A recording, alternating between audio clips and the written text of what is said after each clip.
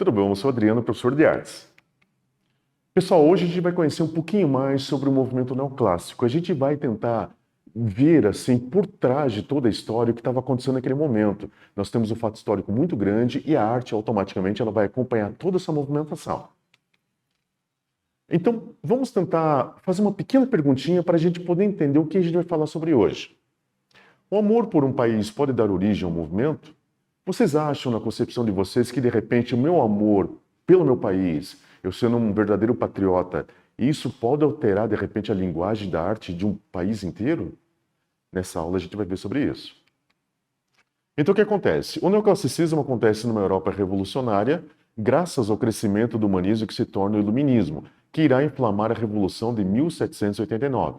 Diante de tudo isso, nasce o espírito de nacionalismo, que se refletirá nesse novo renascimento das artes. A ciência também torna-se livre para se manifestar, com destaque para Isaac Newton, referência na Revolução Científica. O que está acontecendo? Nós temos que entender que as artes sempre vão ser um reflexo da sociedade.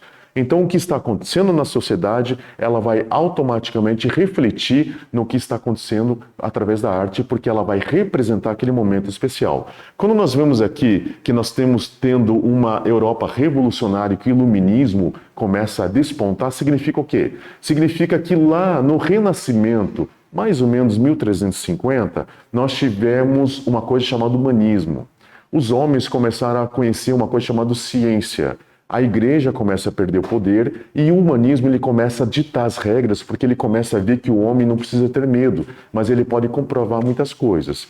Alguns séculos depois, vamos colocar 400 anos depois, no século XVIII, aquele pensamento humanista se torna iluminismo. Iluminismo, como a própria palavra fala, ilumina luz e ismo é crença. Então, quer dizer, a luz ela está vindo sobre todos aqueles ditos populares, aquelas crenças que existiam antigamente, e está desmistificando, ou seja, está colocando luz sobre isso, está dizendo que a ciência ela pode ter uma voz ativa e pode provar aquilo que está suposto como uma verdadeira prova real, ou seja, ele pode provar se é verdadeiro ou falso. Diante disso, o que vai acontecer? Vai ter a Revolução Francesa. E o que a Revolução Francesa fez de tão importante?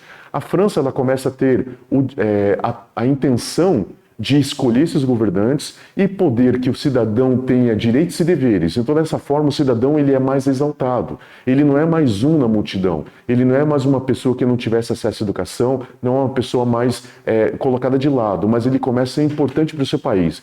Então, com essa Revolução Francesa, vai criar o que a gente chama de patriotismo, amor à pátria. Todos estão em torno da vontade de fazer uma libertação na França. Lembrando que era o período de Luís XVI e Maria Antonieta, e eles são destituídos do poder e o próprio povo ele assume o poder da França. E o que acontece? A ciência se torna livre. O exemplo é Isaac Newton. Isaac Newton, grande cientista, que ele começa a trazer várias teses e começa a fazer comprovações, inclusive falando sobre leis da natureza. Nós temos aí o começo da física já sendo comprovada. E nós vamos ter uma coisa chamada revolução científica, ou seja, a ciência se alastra e começa a fazer parte do cotidiano de todas as nações.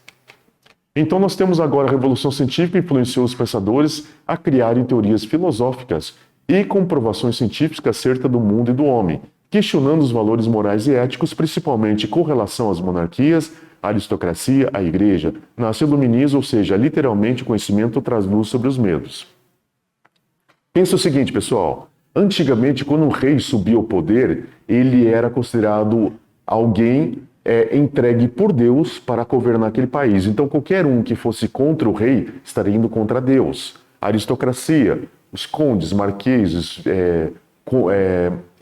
duques, toda a aristocracia que existia, ela era dada pelo rei. Ou seja, o rei ele levava uma pessoa à aristocracia, dava títulos para essa pessoa. E como o rei era instrumento de Deus, automaticamente o título também era um presente de Deus. Então todos eles eram colocados como pessoas acima das outras. E a questão da igreja, lembrando que a igreja tinha dois poderes na época, tinha o poder político e o poder temporal. O poder temporal seria o poder sobre as pessoas, através da própria religião. Então ele mandava nas pessoas. A igreja ela colocava as regras para serem seguidas, que inclusive os próprios reis seguiam. Então um rei, para poder conquistar um país, tinha que pedir permissão para o Papa para poder conquistar aquele país. E o político, agora que eu acabei de falar, qualquer decisão política que era dada dentro do país tinha que ter aprovação do Papa. Então, esses três poderes, que é monarquia, aristocracia e igreja, ele perde o poder porque o iluminismo vem trazer luz a essas questões e vem comprovar que não existe muito isso. Isso é crendice, mas existe a verdade comprovada pela ciência. Então, nós temos agora a arte, ela automaticamente, pessoal, a arte ela vai ver tudo isso que está acontecendo e ela vai trazer uma resposta com toda essa situação que está acontecendo nesse momento. Então, com isso, o neoclassicismo nasce com uma resposta à desaprovação do movimento rococó, o movimento barroco na França, que buscava enfatizar a riqueza e a ostentação da nobreza. Os artistas insatisfeitos buscaram inspiração na cultura greco-romana e na Revolução Francesa, fazendo com que houvesse um novo renascimento das artes, juntamente com o sentimento de patriotismo nacional, com o fim da monarquia. O que estava acontecendo? Vamos lembrar agora, nós temos uma época que tem Luís XIV, o Rei Sol. Ele tinha o Palácio de Versalhes, todo tipo de ostentação. Agora imagine, você tem garfos de ouro, você tem cadeiras de ouro, você tem mesas todas cheias de ornamentos, riqueza, pedras preciosas nas paredes. E isso estava existindo dentro do Palácio Real enquanto o povo estava passando fome. Então a arte ela deixou de ser, ela ainda era um sistema expressivo, mas estava tendo muita ostentação. Então o pessoal não estava satisfeito. E o neoclássico, que seria um novo renascimento, ele está combatendo isso dentro da França. Ele não quer que a arte seja somente uma coisa de decoração, mas ele quer que a arte seja algo de expressão, que venha falar sobre os novos rumos da França. Com isso, o que acontece?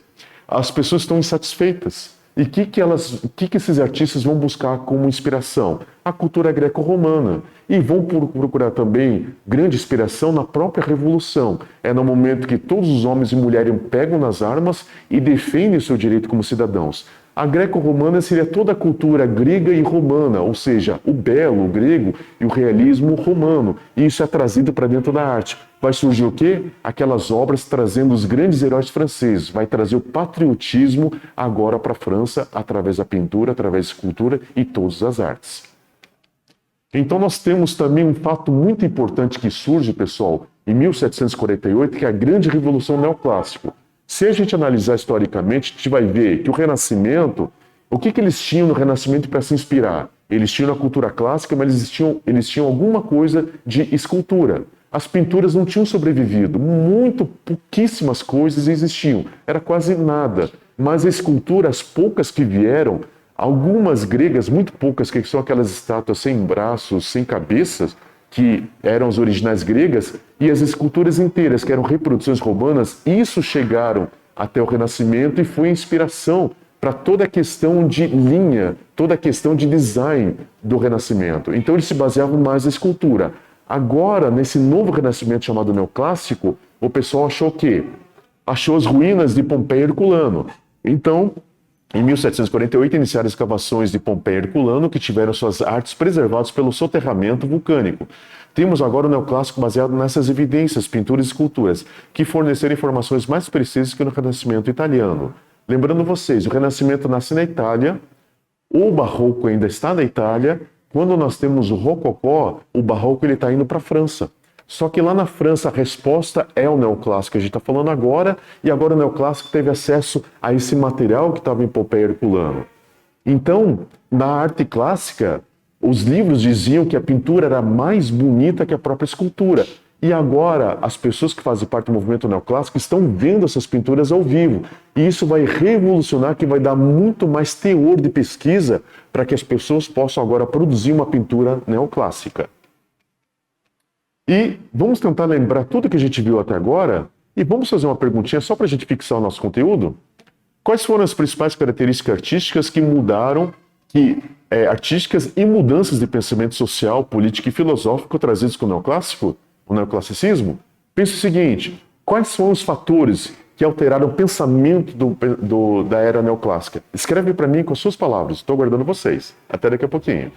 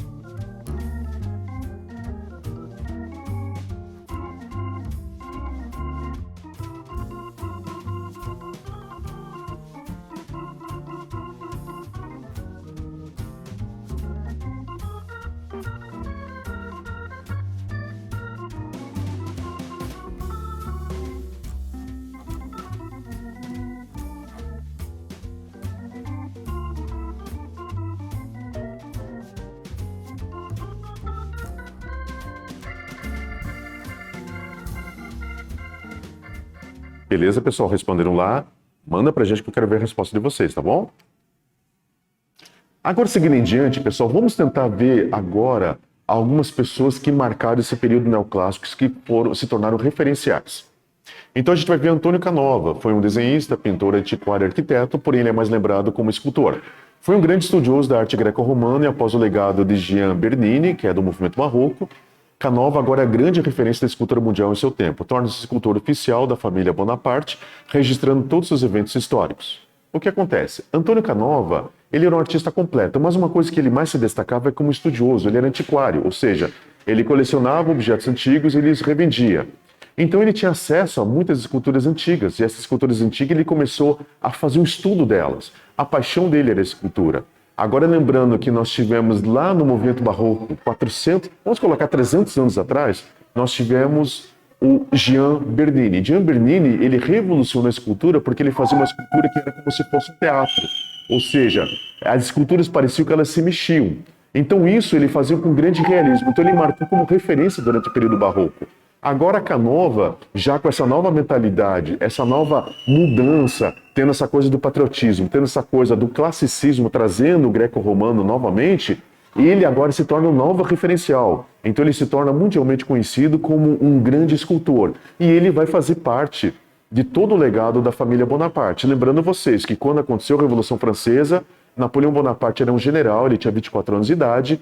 Anos mais tarde, Napoleão ele vai subir o poder, ele se torna o primeiro presidente e um pouquinho mais tarde ele vai fazer um pequeno golpe e se torna imperador da França. Então ele estava ativo já dentro de todo o sistema e ele vai ser a pessoa que vai ter o Canova como seu escultor oficial. E nós temos uma das obras dele, que é Perseu com a cabeça de Medusa.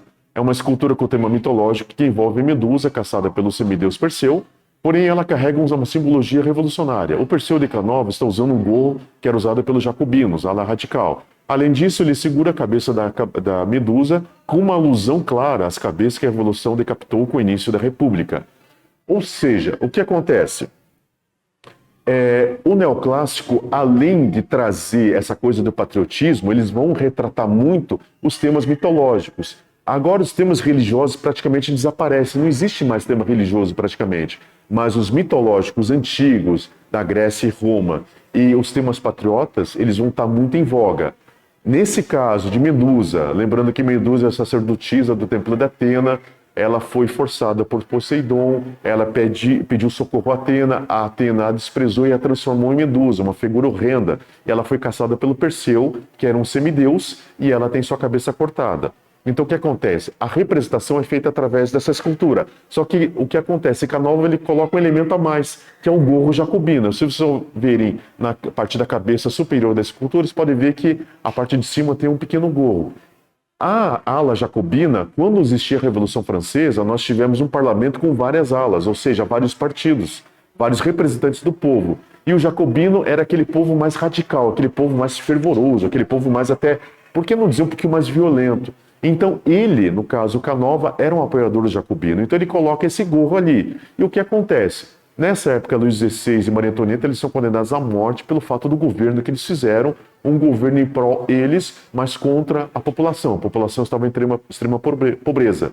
E foi colocada a guilhotina como uma execução mais humana, ou seja, era uma morte mais rápida. Então ele vai fazer alusão da guilhotina, através da cabeça decepada. Então, na verdade, se torna o quê? Se torna um símbolo cívico da justiça sendo feita pelo povo.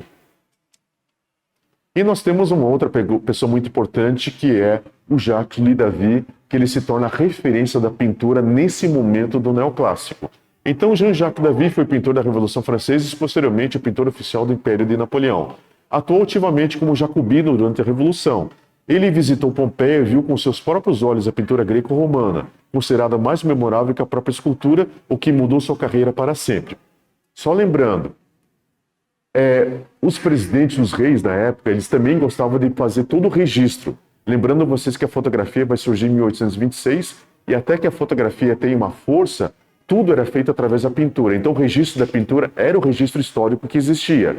Jean-Jacques David, Jacques-Louis David, ele muitas vezes ia no campo de batalha, presenciava as batalhas, fazia um esboço das batalhas de Bonaparte, voltava para o seu estúdio e fazia essa pintura. E ele, nesse afã de fazer esse novo movimento neoclássico, ele busca também os temas mitológicos, busca o tema patriota e ele tem inspiração exatamente sobre aquela coisa do greco-romano. E ele faz uma coisa bem interessante. Ele vai até Pompeia e vê com seus próprios olhos aquela pintura lá de Pompeia. Ele quer ver como era feita essa pintura pelas mãos dos romanos. E isso impacta ele. Então ele vai ter uma experimentação visual para poder fazer uma coisa diferente. Lembrando vocês, quando a gente fala do Renascimento, Filippo Brunelleschi foi o homem que trouxe a perspectiva e trouxe a arquitetura que a gente conhece como arquitetura renascentista. Ele também foi até as ruínas da antiga Roma, antiga Grécia, e começou a ver tudo aquilo e esboçou e fez exatamente a arquitetura renascentista. Ele que deu início a todo esse movimento. E o Jacques David, vendo essa mesma ação de Brunelleschi, ele repetiu essa ação e resolveu beber da própria fonte da arte lá nas ruínas de Pompeia para ter uma ideia melhor do que ele ia representar através da sua pintura e que deu esse grande resultado que a gente conhece até hoje. E nós temos então uma das obras dele, que é o Julgamento dos Horácios, retratando os trigêmeos realizando o juramento a seu pai, pois iam batalhar em nome de Roma. Esse quadro simbólico traz a qualidade técnica de pesquisa de Davi, buscando histórias da antiguidade para tentar inspirar os jovens a se sacrificarem pela Revolução Francesa de sua época. Ou seja, o que está acontecendo?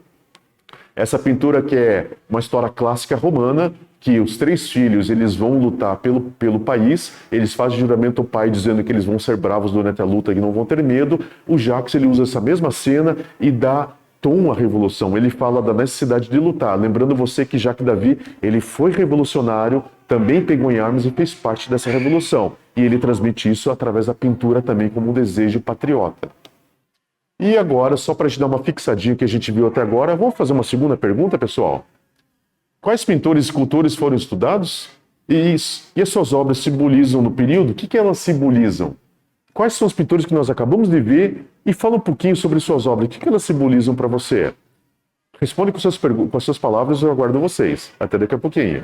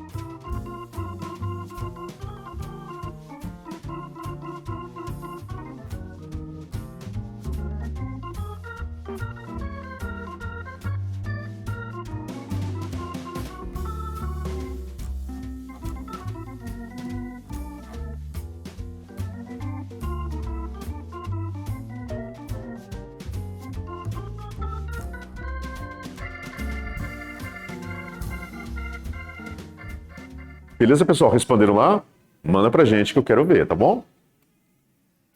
Pessoal, o que a gente viu hoje? Então, nós conhecemos um pouco do neoclássico, os impactos da ciência, da Revolução Francesa no processo da liberação criativa no campo da arte. Então, o que a gente está vendo? O neoclássico é, propriamente dito, um novo renascimento. A arte, ela estava muito, vamos colocar assim, muita ostentação, ela estava trazendo a riqueza, estava trazendo a posição social daquele que tinha pedido essa manifestação artística, então o povo, os artistas não estavam contentes com isso, eles não estavam achando legal. Então eles achavam que a arte tinha que ser uma expressão que agregasse uma coisa muito mais. Então eles falaram assim, nós tivemos renascimento no passado, aquele renascimento trazia a cultura greco-romana, vamos trazer esse renascimento de volta para o nosso templo. Então nós temos um neoclássico, ou seja, um novo renascimento. Esse novo renascimento, o que eles vão pegar? A temática vai ser a mitologia antiga, as histórias dos deuses, os heróis da antiguidade, e agora o movimento patriótico, exatamente trazendo essa coisa da Revolução Francesa, essa coisa do poder do povo, o povo tendo poder agora de escolha, o povo tendo seus direitos reconhecidos, tendo essa voz ativa na sociedade. Então isso vai ser a temática desse neoclássico, que vai revolucionar e vai abrir o que a gente conhece como a idade contemporânea das artes e a idade contemporânea da história. Ok, pessoal? Pessoal, espero que essa aula tenha sido bastante proveitosa, tenhamos aprendido bastante e encontro vocês na próxima oportunidade. Até lá. Tchau, tchau.